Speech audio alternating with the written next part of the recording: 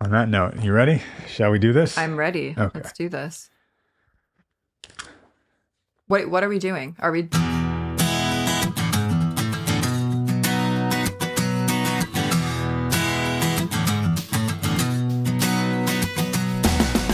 I am Doug Friedman. I am Kenzie Janest, And this is Your Mental Breakdown. the podcast.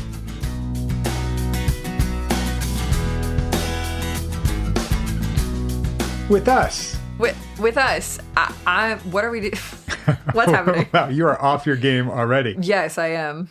Because we were already talking about my ignorance, and so now I'm just feeling all sorts of ways. I wasn't going to bring that up. Oh, well, I thought we were recording that whole time, so I was ready to own it. It'll be on the outtake reel. Okay, the bloopers. This is the intake. Oh. Yeah, see how I did that? God, you have the wordplay. Right? Wordplay. It's Right? exhausting. It's exhausting, but I'll admit it's because I'm jealous. I'm just not that creative, I think. I don't think that's true. This is the self-deprecation hour. That's not true. It is totally not that Well- exhausting. Oh my God, I want to jump out the window right now. But I do want to Yeah. give credit for not cooking Beckett's food before you came over. That's Yeah. a testament to how much I like and respect you. You are very considerate. That was very kind. I put your needs ahead of one of my dog's needs. Well, he got fed this morning, did he not? Yeah, but that wasn't his home cooked food. Oh, it wasn't? No. Oh, I didn't know that. Yeah. Wait. I didn't. Oh, see, but this, okay, now I feel guilty, Doug. I didn't know that you weren't feeding him his food this morning because of me. I thought you were prepping, like some meal prep for your dog. And I was like, okay, yeah, surely that can wait, right? Well, no, that is my My meal God, you prep. guys, if you don't know, the smell is rough. And that's a dog pun, okay? Hey, you did one. Thank you. Yeah, well it wasn't done. that good, but it was something. Mhm. It is raw cauliflower times 10. What? The smell of your dog's food, Doug. Raw cauliflower? Like, okay, No, farts. it's- What do you want me to say? It's beef cooking. You don't like the smell of beef cooking. You don't eat beef. Oh, That's what this you're was reacting like to. real consideration for my vegetarianism. Yes. Oh. I mean, you have cooked his food for him before, so you yes, know I what have. it smells like very Yeah, firsthand. you actually made me do that. And that's how considerate I am. Is that I love that dog so damn much. I will cook raw beef for him. Wow. Yeah. But okay, the smell, I don't even think it's the beef that does it. Really? I know that it is the cauliflower and the broccoli. There's no cauliflower. You're right. It's the broccoli. Broccoli, Cabbage. asparagus, Brussels sprouts. I mean, guys, listen to this list of food. And I eat all of this stuff. I'm a vegetarian. I eat my vegetables. But oh my God, the smell that permeates throughout the house. I bet the neighbors can smell it. It's that strong. I don't know. Maybe. Does it whet your appetite when you smell that smell? Mine? Yeah. No. How long does it linger in your house? Couple hours? No, that's a lie. Couple That's days? a lie, and you know it. Yeah, Maybe it's gotta be maybe a I'm couple immune to it. days. I just get used to it. That's true. That's You're the probably thing. Like a bad desensitized. smell. Yeah. Yeah. Oh, and Beckett loves it. I mean, it probably whets his appetite. Yeah. Yeah. I mean, Whets his appetite. yeah, definitely. What did I say? What did you say? You just said wets, Yeah. which is fine. What? It's pronouncing the food. It's pronouncing the word correctly. Okay, thank you. Right. Why do I keep going back to am I a fool? Am I stupid? No. You have a way, Doug, of You know what you are, though. making me You are question self-conscious. myself. That's true. Can you believe I'm on a podcast now? Because I can't. I'm never listening to this ever. It's just not going to happen for me. Speaking of which, let's read some of the listener comments about Kenzie. No. Okay. Another time, maybe, when I'm not here. I'm not ready to face the truth. Do we really have questions, though? Questions? Questions. No comments. No comments. No questions. No, we can use this as a moment to plug that, hey, if you want to submit a question, Oh, look at me go. If you'd like to submit a question, which you absolutely should, because we love answering questions here. I mean, I'll speak for myself. Love answering the question because it means that I have a focus and I don't have to just be tangential and wing it and act a fool. So please, please, please submit a question so we can stay focused here on your mental breakdown. That's right. Where do you submit questions? Where do I? I don't. I just have if you them. were to, if I was do to, that, I would send them to info@yourmentalbreakdown.com, or I would find us on one of the many social media outlets. Yes, those. We are on the Facebook. Do you remember that one? That still exists. We have a Facebook group and a page. And we are on the TikTok, the Instagram, probably whatever Twitter became, X or Threads. Oh, I don't know. Don't do those. That. Don't do those. I don't like those. Instagram, that's the big one. Your.mental.breakdown.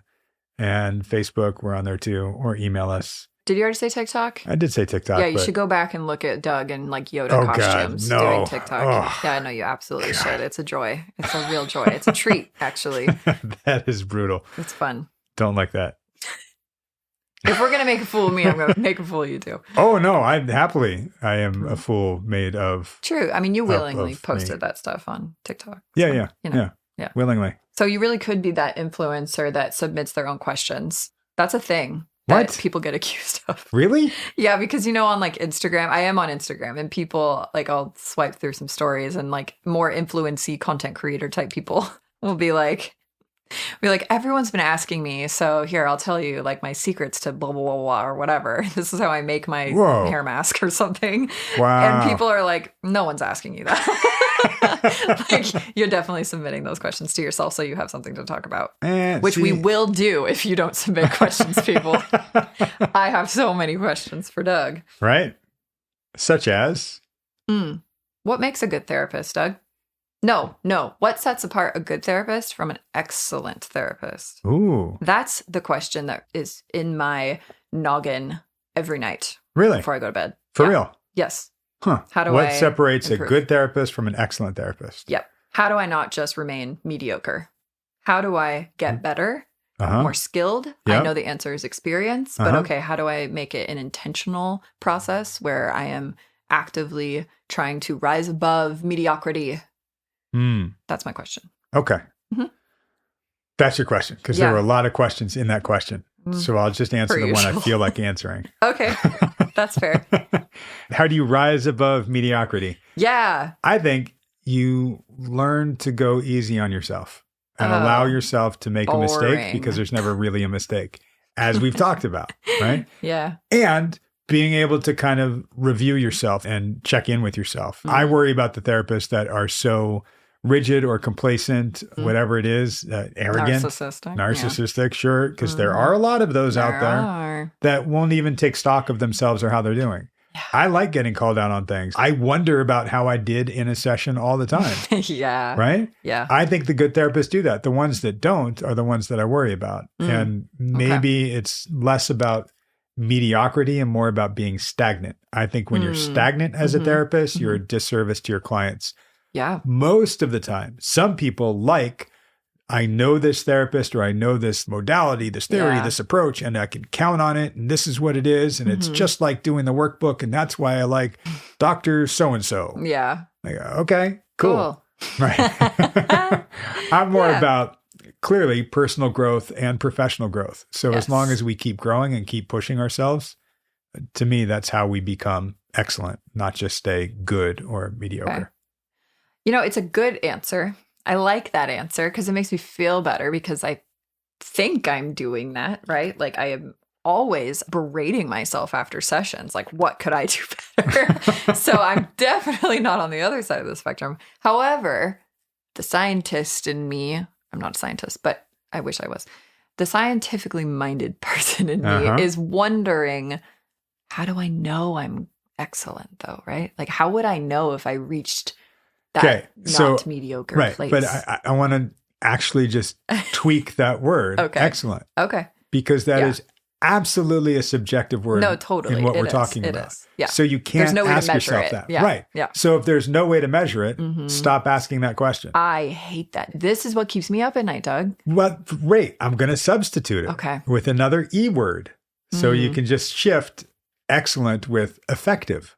How do I know when I'm an effective therapist? Yes, yes. And you're an effective therapist when we can measure that. When I see growth in my clients. Sure. When I see my client or caseload growing. Yeah. Right? All of these things, to me, constitutes an effective therapist for these particular clients.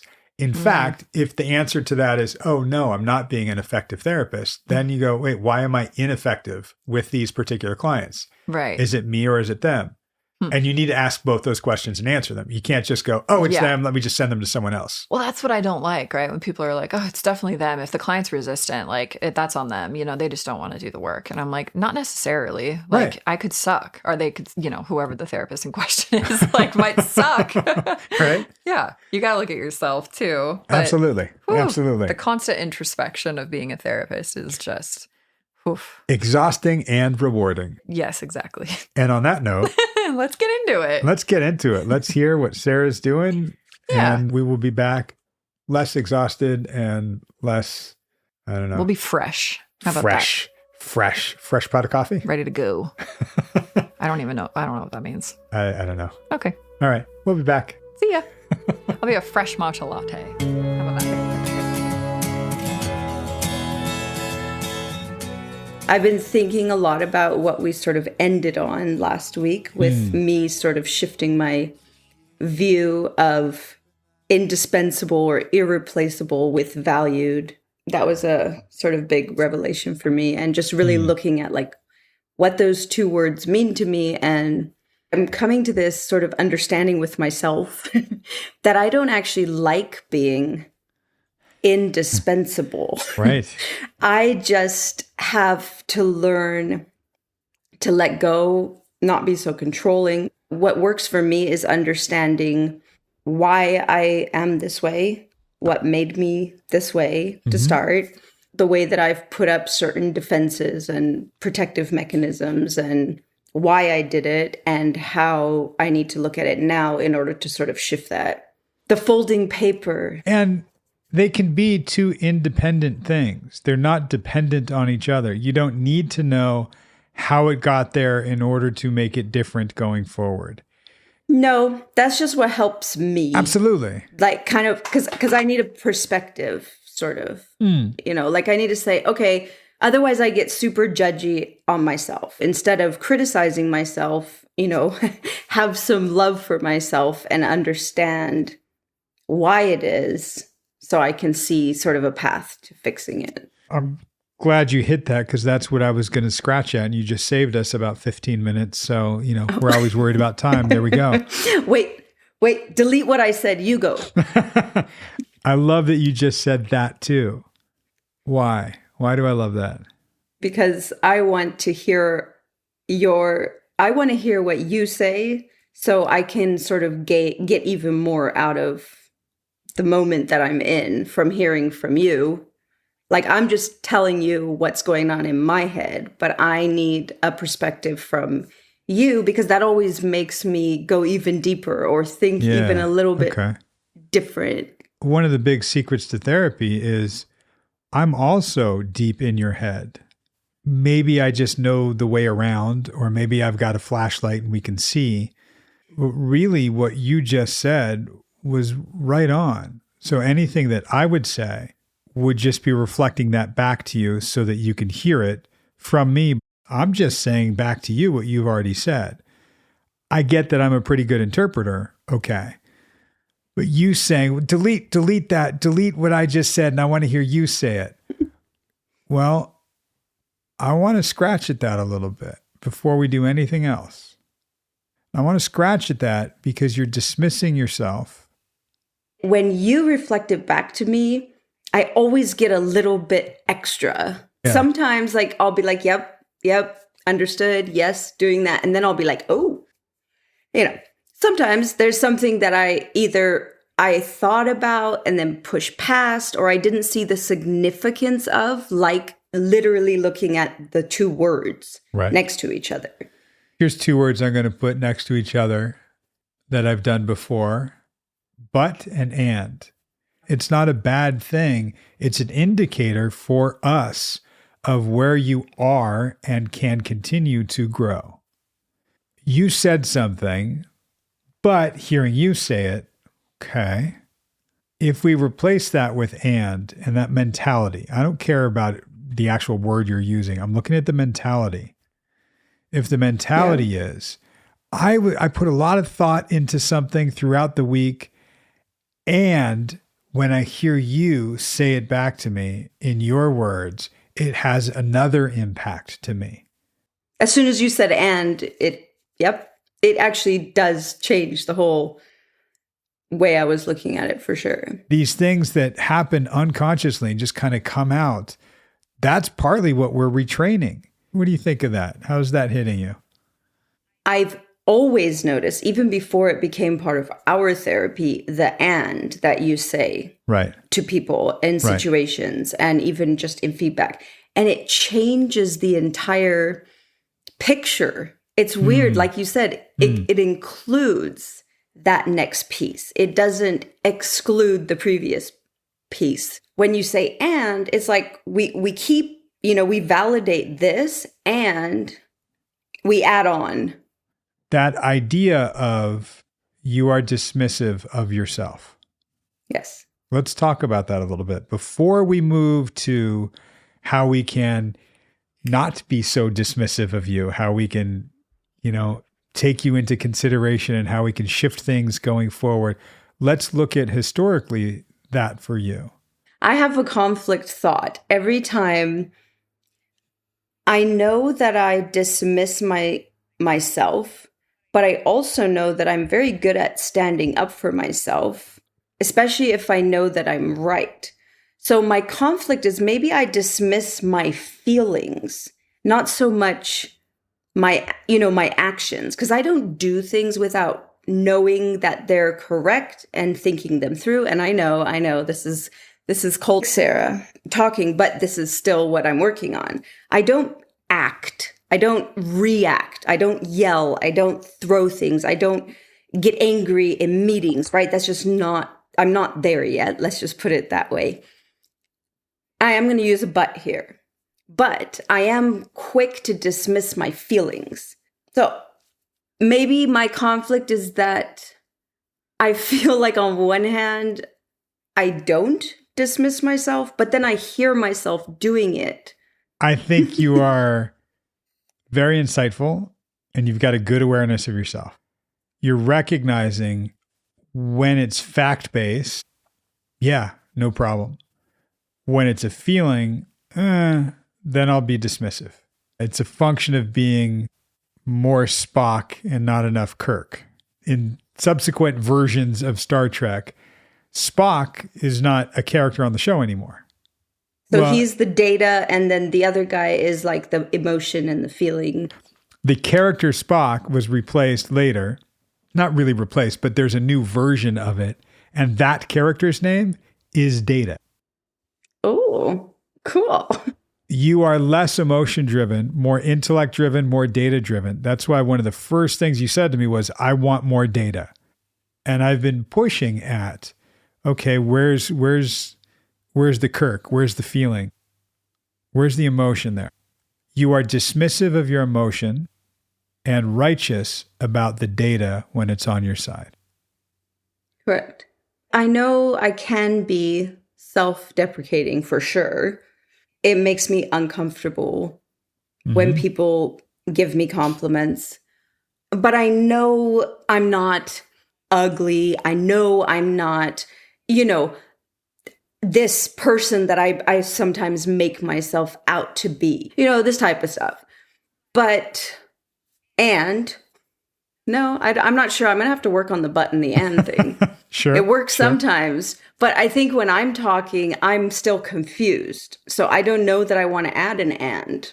I want it to be, we could get rid of this and instead look at this other side. I'm less concerned with the words and more interested in the intent behind it. And what you just said was, I want to replace the one thing with something else. So saying but actually makes sense to me there, because I do want to negate the first thing and replace it with something more positive, something more effective, something that I really believe in. And what I really want to see if we can focus on is being dismissive of yourself and wanting to know why certain things are that way, where that comes from. There's definitely something about being right or wrong. Yes. There's also something about just permission to feel, permission to have an emotion, permission to have a thought. That's a big one, the permission thing. It really hit home to me a few weeks back when you said about permission. I decided rules because of how I was treated as a child. And because I had no power, I couldn't tell them to stop beating us or tell them to leave my brothers and sisters alone. I couldn't do anything. It sort of defines the people I will put up with, the people I will include in my life. And if you're not that person, I disagree with your fundamental way of life. And that is a very robot, very sort of Spock-like attitude, I know. In my mind, it feels protective. It feels like if I'm setting these boundaries for me and my children and my home and my life, then we'll be protected. Then we'll be protected. What do you mean? Protected from what? From people who are just not they don't live or behave the way that I believe is the correct way to behave. And that's just being kind and being good and being caring and, not breaking things and punching holes in walls. That's why I left my ex-husband. Well, wait, it was too much. It was too much crazy. Can you protect me from that too? No. I can't. Why not? Well, because you're not really in my life. If you lived with me or you were one of my friends, then I would do what I could to keep it out, is what I'm saying. So if I was one of your kids, if you want it in your life, that's fine. Right. I mean, for now I can. Yeah. Then what? Well, then I hope that they would also, grow up with a sort of, or when it's time for them to be out on their own and making their own decisions, that they would make those decisions to, be with people who are going to make their life better. I think we got something here. I agree with you overall. Absolutely. You're trying to protect your kids from, I'm going to just say it this way, bad and evil people out in the world. Yeah, and me. I'm trying to protect me too. And your kids. Your kids will one day grow and go to college. And you even jokingly said, oh yeah, I'm going to be the one walking them to their classes. I'm going to be the one, right? Okay. No, you won't. You cannot protect them from people like that. You're right.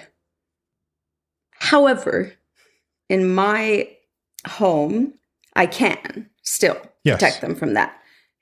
I sort of believe that if they grow up seeing these type of values or experiencing this type of home environment where everything is loving and peaceful and caring, then they won't be attracted to the stuff I'm trying to keep away from them. What you're describing is, if I really have a sense of values, yes, and I establish that in my household, and my kids not just abide by that, but they embrace it, then maybe they'll surround themselves with people with similar values throughout their life. Yes, right? This is my hope. Yes. Yes. And you are doing that to protect them, if you can, and to protect yourself. Mm-hmm. So what I'm describing, where was that for you? Nowhere, which is why I went and got all robot-y about it. This is where that comes from. Yes. Is it all bad? Not bad. We don't use the word bad. We don't use the word bad, I know. Is it ineffective? Is it? Yes. I think it has been effective. Okay. At some point, it might not be, because it might be hindering somebody's growth. And at some point, it might be too much work for you to protect everywhere. Mm-hmm. I think a big part of this reveals is that you were told what values are and could not disagree with them, could not question them. and were punished and beaten if you didn't adhere to them, however wrong, and I am going to use wrong, they were. Yes. So essentially I did the same thing, but just on the reverse side. Makes sense, because that's what you know. Yeah. If we had to choose one or the other, of course we're going to choose the way you are now and the values that you hold now. What I think we can look at, though, is holding on to that, so rough word for it, rigidly. Yes. Yes. Maybe doesn't serve us as well as we think now. It's protected us for a long time. When I said protect from what? Are you in any danger now in your household the way you were when you were a kid? No. In my household, no. Okay. But I know that there's bad people. There's bad people everywhere. So I think that, in fact, I can pinpoint a time where I extended this sort of rigid circle to my children. I know there's never a way I can be 100% sure that my kids are safe, but I still feel like these, or the rules or whatever regulations I've set for myself, and it's not even like I have a list of rules. It's like, if a person says this, we don't talk to them. If they do this, we don't talk to them. It's more of a feeling that you get from a type of person or a type of behavior that I don't believe is safe. So I know this sounds like a big excuse for the way I am, but this is where my set of rules, air quotes, comes in.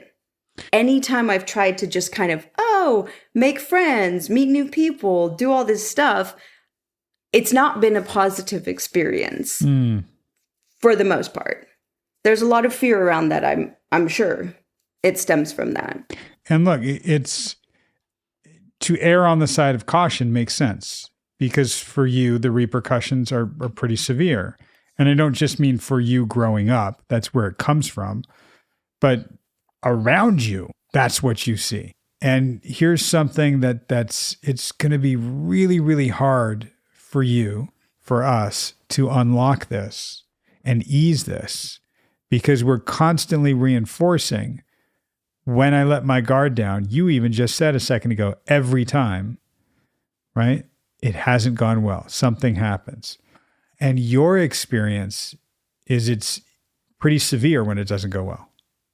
I would guess, though, we can come up with many experiences in your life where you just kind of were lax about something and it was fine. It was okay. Sure. We don't hold those as much. And they certainly weren't there when you were coming off the chairlift for the first few times and figuring out which way to go down the mountain. You know, you learned a certain way, you became a certain way, and that's how you had to organize your world to keep yourself safe.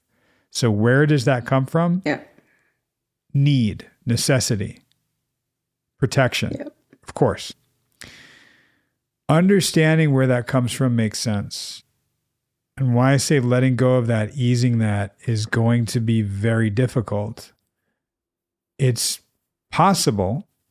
I don't know if you agree that it's necessary. I agree it's necessary to a certain extent. So here's the thing. You've got a superpower. There's a superpower that's... all abused children. Kind of. Yeah, I think all children who grew up abused, or at least the majority, do have this superpower, which is just a sense of... Right. Reading people, reading the room, reading the situation. So now what we need to learn to do is harness your superpower. Calibrate it. I don't want you to give up your hypervigilance entirely, but maybe we can make it vigilance and not hypervigilance. Totally. I would love that. Right? Yeah. And I do think I am making strides towards that in many different areas. The danger surrounding people is one that is probably going to take a while. Let me ask you something. So, two-part question.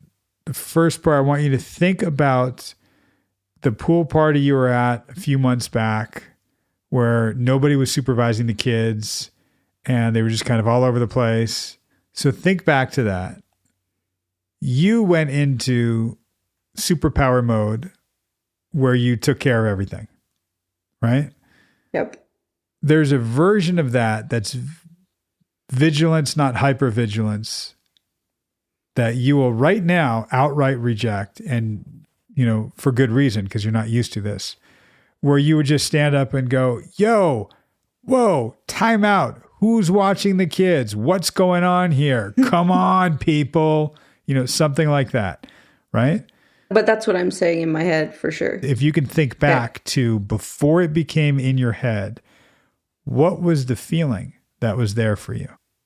I mean, I think I was pretty judgmental of the other parents. And then I feel guilty about being judgmental. Right. Because, well, maybe all parents aren't, and I've always said to myself, I know I'm crazy. I'm stopping this one. Sorry. I mean, so when I first noticed that everybody was wasted and the kids were in the pool. Yeah. And right as you clicked in, this is not okay. What was the feeling? What was going on? What if something happens to one of them? And then judgment? Okay. Honestly, I can't really think of a different feeling. My guess would be that before it went to judgment, before you got in your head about it, it was fear. Something bad could happen. Yes. Something bad. What if something bad happens? So was I feeling that anxiety on behalf of the other children, or just because that's who I am or who I was? I for sure look at a pool filled with 4 and 5-year-old kids and nobody watching them. For sure, there's anxiety and panic. So regardless of what the actual feeling was in that moment, do you know why I'm highlighting it that way and why I brought you back to that? No. Okay. Mostly because there's an emotional experience of something that you often don't allow yourself to have. Not necessarily consciously. Unconsciously it happens. Being dismissive is almost second nature to you because I'm dismissing the emotional experience. I dismiss it so much I can't even remember what it was. And also I have a hard time distinguishing between the two.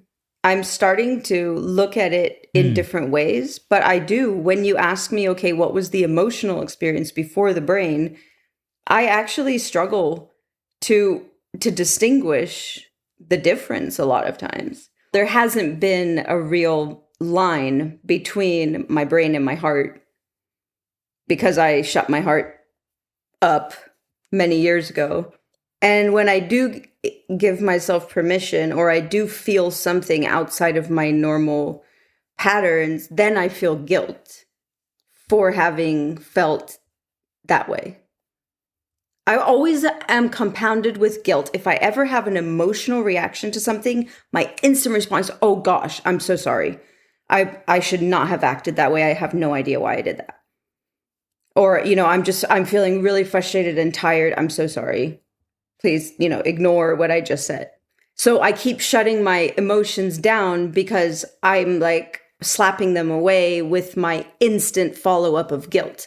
Because now I've just diminished or just sort of gotten rid of that feeling I just had. Right. Because in my mind, it wasn't the right reaction to have.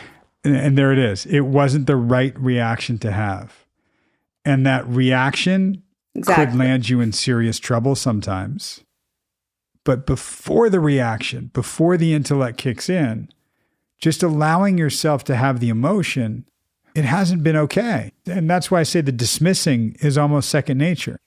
Yeah, you're right. I wondered how we had hopped from that to what we were talking about, but it all makes sense now because it literally led into this. And now that you've circled it back, it makes perfect sense because I'm dismissing every single emotional feeling I have. which of course is going to just be a big vicious cycle of dismissiveness toward my emotions. And then my robot, Sarah, kicks in. And if we understand it's there because it's patterned, it's there because it was protective, it's there because it needed to be there to keep me safe.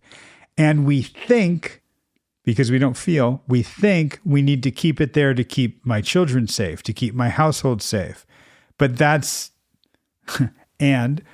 missing the actual emotional piece underneath that.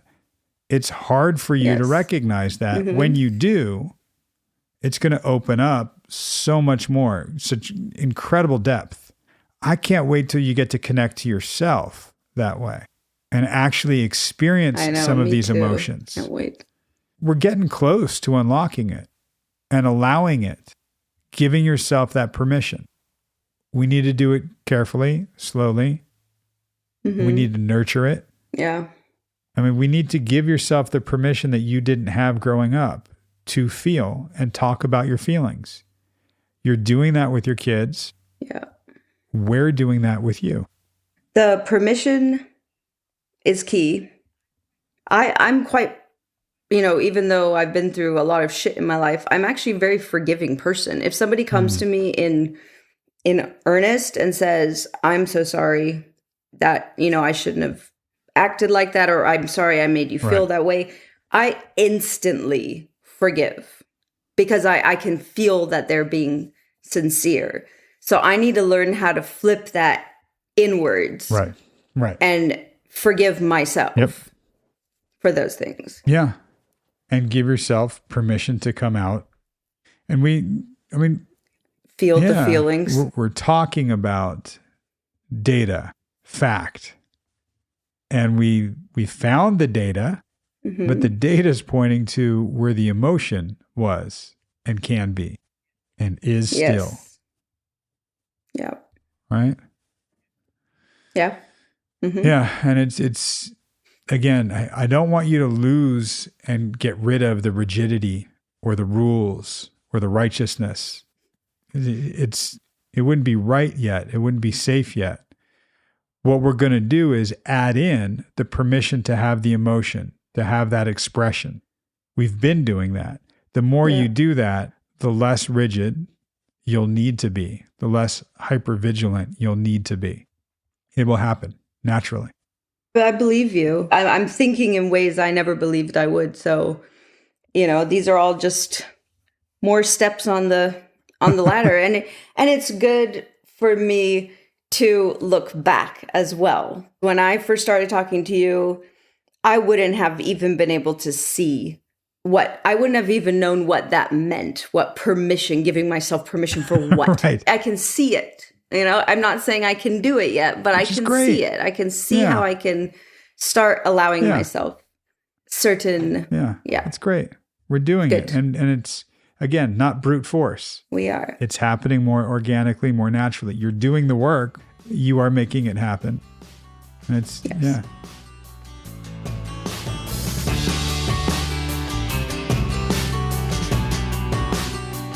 And we're back. We're back. All right. We took a mindful, deep breath. That's right. We did. Sarah, this is a good session. Yeah? Yeah. And I know I say that almost every single time, but this one in particular. Okay, so first I want to say, in the very beginning here, I think I was talking about this last week, like the functional analytic psychotherapy, whatever, right? Oh, yeah. And how like functional contextualism, whatever. Right? Everything. Doug, that's on you, okay? Doug is a 12-year-old boy stuck in a however old he is his body, okay? So I was talking about FAP sometime and previously. And part of that paradigm lens is that all behavior is learned. It served a purpose at one point, right? Yep. And we've been working with Sarah. Doug has been working with Sarah, not me, on learning, gaining some insight into, who she is, why she is the way she is. And she has explicitly said, and she says towards the beginning of the session, like having that insight and knowing why I am the way I am has helped so much. And I'm wondering, because I sensed a bit of like, maybe not pushback from you, but just a little bit of like, and not even arguing, but you certainly make some sort of argument that like, well, you don't need to know, the reasons why. And I get that, right? Because we're trying to like break her out of that intellectual, data-driven thing and finding reasons for everything. Sure. Right. Totally see that. Right. And I'm wondering, and maybe I'm just forgetting now, but is there a part of you too that wants to validate, like, hell yeah, knowing, like getting that insight, like, okay, cool, that's really helped you a lot. Why? And awesome, So for her in particular, we've talked about why she's this way, like how it got there. We've done a lot of that. Right? Yeah. Is that why? Just because it's been done? No. Okay. I'm not done yet. Okay. Yeah, I'll shut up. No. I love it. Too much caffeine. Okay. No caffeine I'm over reeling here. It back. Ever. So part of it is I wanted to separate things, two different pieces, because that idea, I call it playing investigator, right? Why am I this way? Why is this going on? And we can go down that rabbit hole and get lost in that. Sure. Yeah. And we've been working on for her what her defense mechanisms have served and how does she create a new trail and what does she do? And she says right after this, that idea of being indispensable versus being valued. Right. So why is she this way? I didn't want to focus so much on that and go back and go deep into that. Sure. I wanted to go see how she's going to go forward. See if we can create that trail and that path going forward, literally and figuratively. Okay. Yeah. Because I see the opportunity and I see that she's close to that, because she literally said right before that, I don't like being indispensable. I just have to learn to let go of that, not be so controlling. Like, right. I want to focus on that piece, not the, why am I so controlling? Why? Because that's going to take us back and that's going to take us in a different direction. And we already know the answers at this point for her. She's made so much progress and you've done so much work together. I understand now, like the over-intellectualizing of it would not really do any further benefit at this point. Like you already kind of have the answers and we'll relate back to it here and there when it's relevant and important. But at this point, it's like, okay, let's move forward. Well, I love this, Kenzie, because you are almost channeling Sarah in this, because in the session, she was saying, well, instead of criticizing myself, I need to just have love for myself and understand that, why this is, so I can see a path going forward. Yeah. And I literally said, great, you just saved us 15 minutes. Yes. And then she went, wait, no. Scratch that. Go ahead, say what you were going to say. I'm like, wait, why? You already said it. Yeah. And she then kind of goes deeper and goes, right, but when I get to hear you say it, I hear that different perspective and I like that. I like hearing it that way. And you know what we finally get after this moment or from this moment is the introduction of the but and thing. Right. Which like my question was like, is this the introduction of and but with Sarah? Because this is a big thing, Doug. I mean, you were the first person truly who, because I've heard like yes and in like the improv theater world, right? But like the and versus but thing, whoa, like that flipped a switch for me. And I've been using that so much with clients and it always hits. Right. It's so cool. And maybe, because I care about language and it just makes sense. But, and I do have a lot of similarities to Sarah, I think, in the intellectual kind of data collecting way. Right. But this clicked with her and it was really cool. Yeah, I love that. And she does love words also. And she's like, oh, wow. Yeah. Look at that. And she has taken it and ran with it so much, not just this session, but I mean, you've heard some of her sessions going forward. Yeah, she brings it back to it all the time. A lot. It's made such a difference. And it really is in this one where she just goes, oh, right. It invalidates the thing that you just said before. So you don't want to do. Oh, okay. Look at me dismissing my shit again. Right. Which is exactly what we've been talking about. Like, hey, wow. Instead of what she said, instead of criticizing myself, can I have some love for myself? Instead of invalidating, can I not dismiss? And this is the meta of, how long has she been dismissing her own feelings? Right. Yeah, that overarching theme that we've been talking about. And just to throw a little like your therapy ninja stuff in there, like that is channeling the cognitive distortion, black and white thinking too, of creating that false dichotomy. And I think the and but thing is a good way of being like, it doesn't have to be on the binary, right? Like it can literally, it's a spectrum. It can be and, it can be both. We can feel multiple feelings at once. Like it applies to so many things. Yeah. You know what I loved? The very first line of this session. I absolutely loved, we've talked about this before. She said, I've been thinking a lot about what we ended up on last week and like shifting my view and that idea of she's doing her work outside of therapy and thinking about these things. Yeah. She really is doing a lot. Yeah. And how does that feel as a therapist too? I mean, there's so much gratitude there. Oh my God. Wow. They're really taking what we're talking about in here and running with it. Right. How freaking cool is that? Yeah. It's just gratifying. And it really is. And you guys listening, like you get to follow along and hear the progress that she's making. Her way of thinking, her way of being is shifting and changing. And it's not just me. I'm just guiding it. She's the one actually doing it. And you only hear what we talk about in sessions. She's experiencing this all 7 days of the week.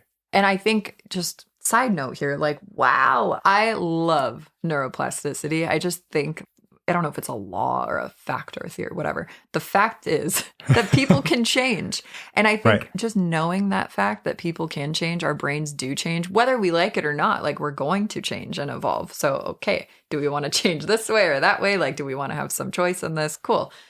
Reminding people of that, right? I guess I'm speaking to the audience here, right? Like directly, like, hey, you can change. Like it is possible. It's such a hopeful, optimistic thing. And I'm not an optimistic person by nature.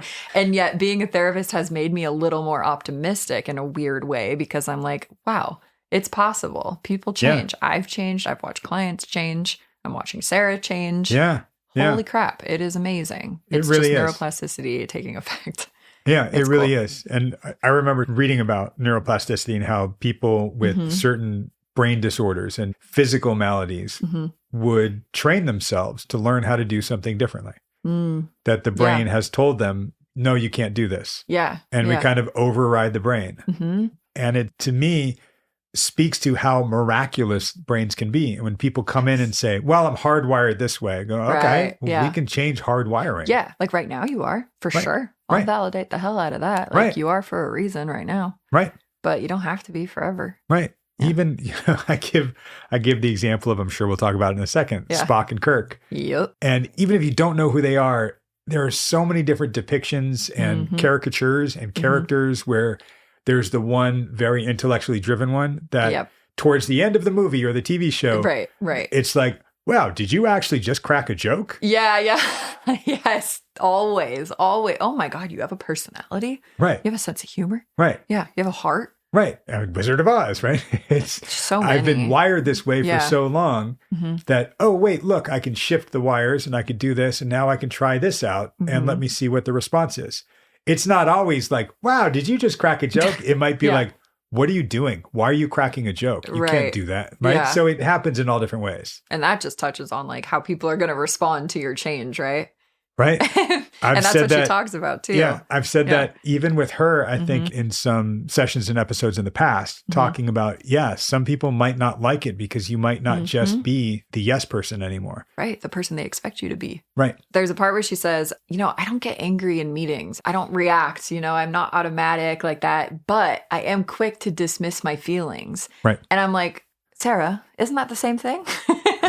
Right? Like, yeah, of course you don't get mad in meetings and you don't act out because you don't let yourself feel, right? Like that's literally a function of you suppressing all of that down and not letting even just a little bit out, right? Like enough to say something or make a face or just, do something that would be at all to her wrong, right? Quote unquote wrong or a threat, So I feel like this is touching on the opening the floodgates, right? Like she's too scared to feel anything because she thinks that it's just like nothing or exploding. That it's that black or white. And this is the moment in the session where I mentioned Spock and Kirk. Yeah.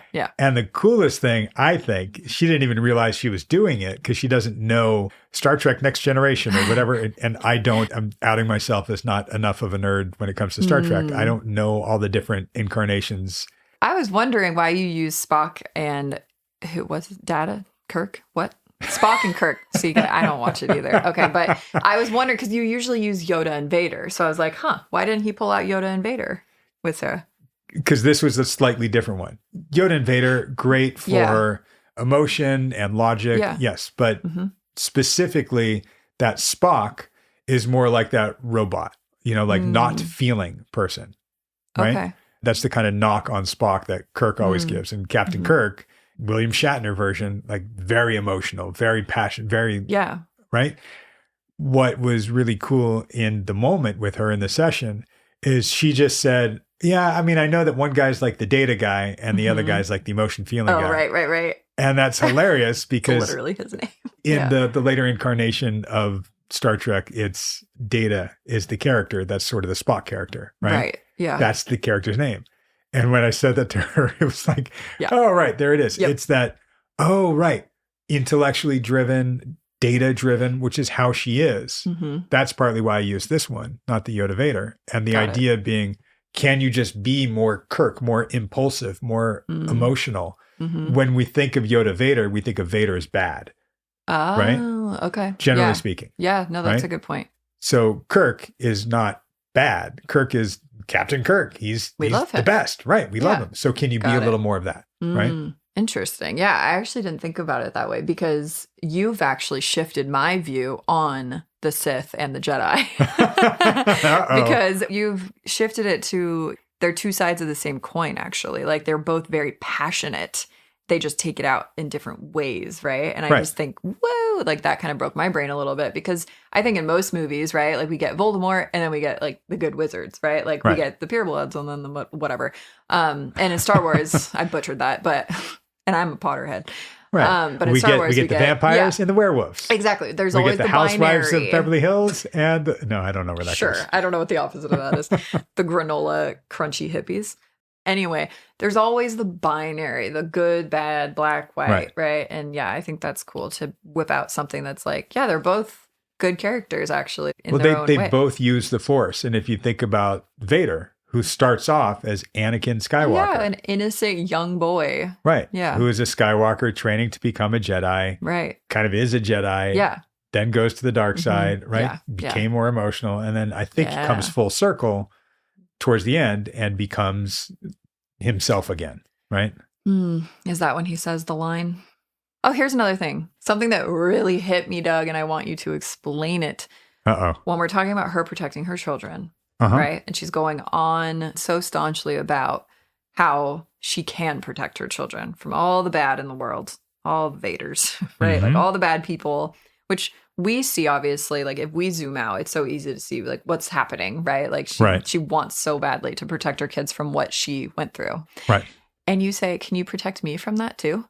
You said that to her. Do you remember that? Like just questioning, like almost reality checking, like, hey, can you protect me? And she's like, well, no, you're not my child. Are you asking like, why did I say that? Explain yourself. It really hit me. And I mean, I literally put my notes here in all caps. Whoa. So I'm like, whoa, why? Why did you ask her that? And I think I see it, but I want to hear like your perspective. Well, what I wanted to drive was you can't protect everybody. Of course. Right? Of course. Yeah. And sort of establishing, right, your kids are going to grow and they'll have to go out on their own too. So you can't protect everybody all the time and things are going to happen. So I just used me, not in a transference way, but just to go, well, you're protecting your kids. What about me? Can you protect me? If I just use some person off the street, it's not going to matter to her. Right. We have established in our relationship that she cares. I'm a version of her in a sense. So saying, can you protect me? In a way, it was wondering if she would hit well, you don't need protection. So looking at that idea that, well, I don't need protection, or your kids at some point are going to grow and you won't be able to protect them. So the idea is, can you not be hypervigilant and protect everyone all the time? Putting myself back in that place, that might have been what I was thinking. I mean, I certainly got that from it. Like, I definitely see your point of what you're trying to get at is like, you can't protect everybody. And you even come to a point where a little tough love is needed here too. And you tell her like, no, you won't. You will not be able to protect your kids from everything. Right. And you will not be walking them to class in college or whatever the example is, right? Yeah, exactly. What sort of home are you creating? What environment are you creating? And are you going to create this bubble around your kids and around you? Right. Where you control everything and you're protective of everything. You're hypervigilant all the time. Swinging the pendulum all the way to the other side, because you mentioned too, like, where was that for you when you were growing up? And that's exactly what I'm ramping up to. Yeah. That was an interesting moment for me. I think the therapist in me is always wondering, like, gosh, how does he get there? Would I have asked that question? Like, that's really interesting. I mean, obviously it's been years for you. So like you just naturally probably went there. But to flip it like that. And maybe it's because I don't work with a lot of parents too. I work with people who are the child, like grappling with their parent versus like a parent who is healing through reparenting themselves, right? So maybe you see that more clearly, like to flip it. Yeah. I mean, I know where I'm going with her. That's something we've talked about in earlier sessions, that no one was there to protect her. Mm-hmm. And some of that created in her some anger and resent towards parents. And then she softens like, well, it wasn't my parents. It was the environment. All right. So in a sense, I'm flipping to, well, look at the environment you're creating. Right. Right. Ooh, yeah. Like helping her refocus into that internal, where's your control in this? Like, where do you play a role? Right. In this. And I could hear her because that's, again, you were asking like, well, why is she doing this? Why? Right? Why am I like this? Oh, right. Yeah. Right. Like she values and insight. This is why she becomes that robot when there is actual danger, or even if it's perceived danger. So for her, the example of she was at a party and the kids were at a pool, right? So I wanted to get to what was that feeling that you were having. And she didn't get there at first. You kind of asked, like, what happens when a story doesn't land the right way? Right. You go with it. But this is her story. So to me, it's a little different because we're trying to like emotion check, seeing the function of a behavior, like the moments before. Like go back to that moment. What was going on in your head? What were you feeling? And it's interesting that she went to, I was judgmental of the parents. Right. Which is her like judging herself too, because she ends up trying to like defend herself and then like talk herself out of it. And then she's feeling guilty for being judgmental. I'm like, right, but before that, what was the actual feeling? Like what happened? Yeah. She was already dismissing her feelings without even noticing that she was dismissing her feelings. Right. And she does say it like, well, I was feeling some anxiety for the children, and there's anxiety, there's maybe panic. And it was interesting that she couldn't just tap into, oh, I was scared for them. I felt scared. Yeah. Oh, it was fear. Right. Yeah. One of the most common emotions ever. Right. Yeah. And that's the interesting thing, like why I was pushing at that so much. And this is going to sound kind of horrible, but if you stick with it, oh, look at your head just cocked, right? I'm interested. Right. See, that's the tool I use. It's not. Stick with me here. Yeah. I don't care exactly what emotion she highlights. Got it. Okay. I do. Of course I do. Yeah. I had a gut reaction to that. Right? Yeah.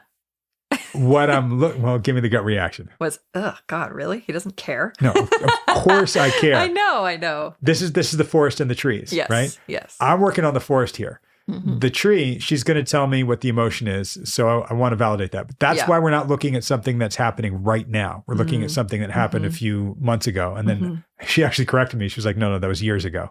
Like, right. Oh, wow. Oh, yeah. Okay. Yeah. So we're not like re-traumatizing her by going back to that place. And it didn't happen to her necessarily. She wasn't in the pool, right? Yeah. She was just witnessing this. So I'm highlighting it in this way because I'm trying to get to the emotional experience that she is dismissing and suppressing and repressing. That's why I'm saying I don't necessarily care as much about the exact feeling that she names. I want her to recognize the process that she goes through. Of checking and bringing awareness to the emotion. Yeah, yeah. That's awesome. So it's not just that she went right to judgment or right to justice warrior mode or protective mechanism mode, which she does a lot. I kind of go, right. But right before that, what happened? We had a feeling that like a sensation, like an internal sensation that did not have a judgment on it yet, which was fear. Right. Yeah. You know, at one point, I don't know if this before or after the pool party story, but she does say, I don't know, I see it almost as like leaning into you for like reassurance or something, where she says like, is it all bad? You know, that I'm super protective. Like, is it all bad? And in a way, I almost hear it as like, that's her fear of change talking. Maybe she doesn't want to admit that she needs to soften that a little bit, right? And be vigilant instead of hyper vigilant, as you say. But I don't know. I'm wondering what you think about that. Because you do say like, no, like it's not all bad. Of course not. It's part of your, strength and superpower, right? From your trauma response. Right. Like, the way we've reframed that. But it's also ineffective sometimes. And we're relating it back to her kids, like it's going to be not the environment that you want to create for your kids and for their autonomy and agency and all these things. But I wonder what you think of that being a function of her fear of change and like almost wanting to defend that part of her a little bit. Like, no, it doesn't have to change, right? Isn't it good that I'm like this? Right. Right. And you kind of answered it in what you were saying. It. Yeah. Yes. And right. Right. Yeah. Of course. It's good if we can calibrate it. It's a superpower if we choose when to bring it out and when not. Yeah. Right. That's really the superpower, right? Is like knowing when to use it and when not to. Totally. And that's something that we're building right now. That's why we can look back at things that happened years ago and review them this way. That's why I use stories that are objective. So it doesn't have that same trigger for people. So for her, I think it was really interesting that she is seeing it this way now. Like, oh, right, there was something there. Oh, huh. And then she goes, I was wondering where we were going with this, but it just kind of came back around and just all makes sense now. And that's, oh, right. That's why I go into this robot version of me. Oh, that's yeah, right? So she's getting it. And this to me is how we break a pattern. We recognize it in a way where we don't just have the awareness, but we can acknowledge our experience of something and that we went into the pattern to protect ourselves from whatever that experience has been in the past and might have been in that moment. And then consciously make a choice to act differently. Yeah. And that's why I was saying, I can't wait until you can connect yourself that way and have these emotions and give yourself permission. Yeah. And it was very much like, it's not my permission. It's you giving yourself permission to do that. And I even said, we need to do it very carefully, very slowly. We have to like nurture these feelings because you're not used to them coming out. Yeah, she even says like permission is key. And I too for a second was like, permission is key. Like, gosh, that sounds a little culty, right? Like she needs permission. But we're saying she needs to give herself permission. Exactly. It's not coming from any external force. Exactly. Yeah. I mean, I don't even want to say it's the cult of her because it's not a cult. It's the let's not. No,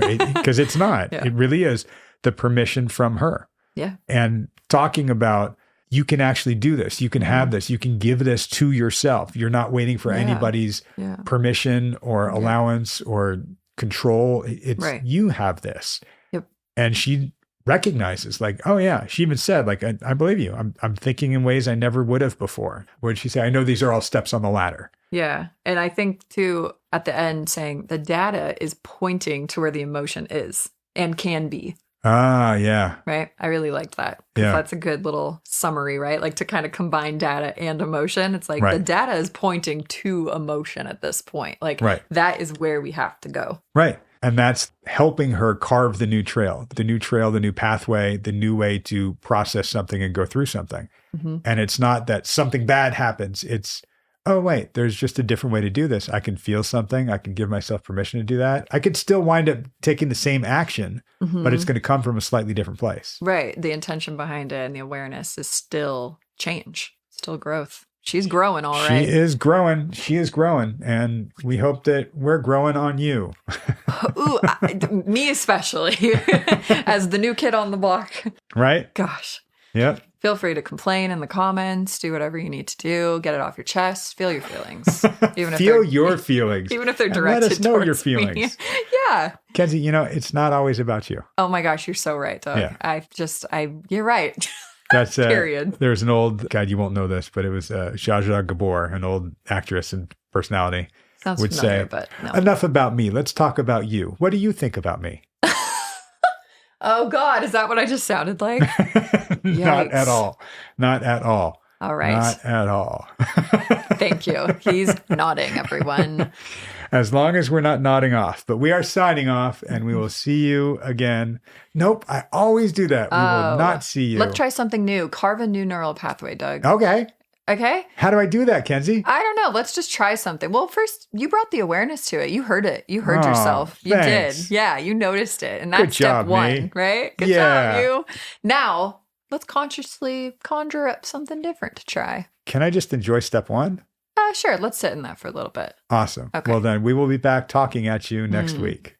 Oh, look at that. I did it. I wasn't even thinking about it. Wow. Change is fast sometimes. Right? Bye. Bye.